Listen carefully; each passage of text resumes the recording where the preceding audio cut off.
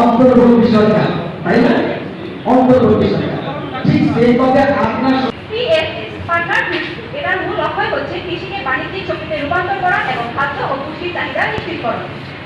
বাণিজ্যিক কৃষি এটা বলতে সর্বপ্রথম যে কথাটা আমাদের মাথায় আসে সেটাই হচ্ছে বাণিজ্যিক অর্থনৈতিক আদান প্রদান, আমদানি রপ্তানি, অর্থনৈতিক লেনদেন। খাদ্য আমরা কোথা থেকে পাই? এটার মূল তিনটা ভাগ রয়েছে। একটা হচ্ছে আঁশ জাতীয়, ভোজ্য জাতীয় এবং তেল জাতীয়। আঁশ জাতীয় খাদ্যের মাঝে রয়েছে ধান, গম, যব, ভুট্টা। খাদ্যের মধ্যে আমরা প্রথম যেটা করি সেটা হচ্ছে প্রোটিন, যেটাকে আমরা আমিষ করে থাকি। আমিষের উৎস কিন্তু কৃষক এবং কিষানী যত সুন্দর বক্তব্য দিয়েছে, এরপর আসলে আপনি যদি বক্তব্য দিই এটা আসলে জৌলুসিনী হবে। আমাদের কিষানী অত্যন্ত চমৎকার ভাবে বক্তব্য দিয়ে গিয়েছে। এটাতে মোটামুটি আমাদের এই প্রকল্প থেকে ওনাদেরকে যা যা শেখানো হয় সবই উঠে এসেছে।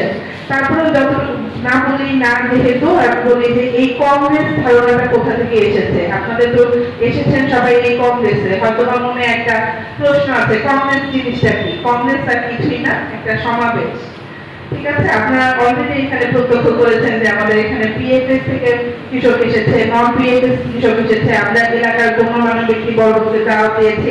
সবার উপস্থিতিতে একটা সমাবেশ যেখানে আমরা এই পার্টনার প্রোগ্রামের আউটকাম বা আমরা কি অর্জন করেছি বা আমরা কি এটা দিয়ে করতে চাই, আমাদের কার্যক্রম, এই জিনিসগুলোর হচ্ছে আলোচনা করব।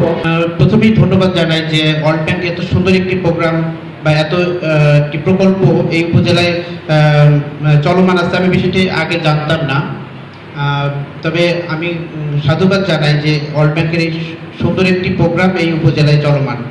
আমি আজকে এখানে এসে বা আমি আমার পূর্ব ধারণা থেকে যেটা জানি যে স্কুলগুলো পরিচালিত হচ্ছে আমাদের আজকের যে পার্টনার প্রোগ্রাম, এই পার্টনার প্রোগ্রামের পুরো রূপ হচ্ছে program on agricultural and rural transformation for nutrition.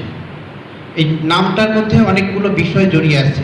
Programme on agricultural and rural transformation for nutrition, আমাদের যে পুষ্টির বিষয়টি, আমরা অ্যাজ এ মানুষ হিসেবে বা আমরা আমাদের মৌলিক চাহিদার প্রথমটাই হচ্ছে খাদ্য।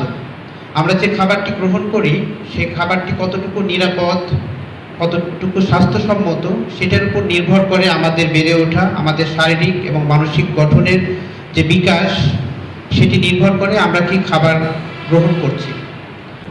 সুস্থতা সবচেয়ে বড় নিয়ামত, আর এটা যে কত বড় নিয়ামত, যে ব্যক্তি একটু অসুস্থ হয়েছে সে বুঝতে পারছে কত বড় নিয়ামত, ঠিক কিনা?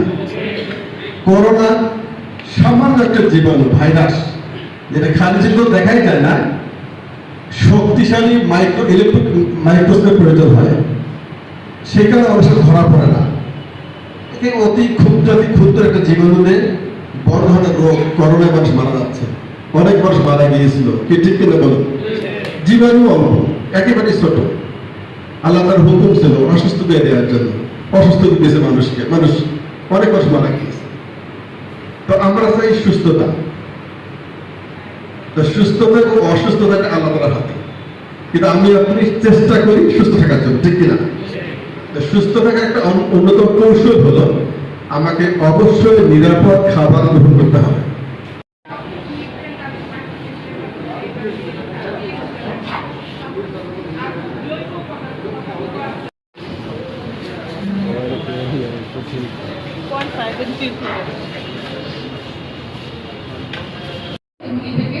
আমরা বহন করে নিয়ে যাবো, কারণ সৃষ্টির পর থেকে কিন্তু কৃষি আছে।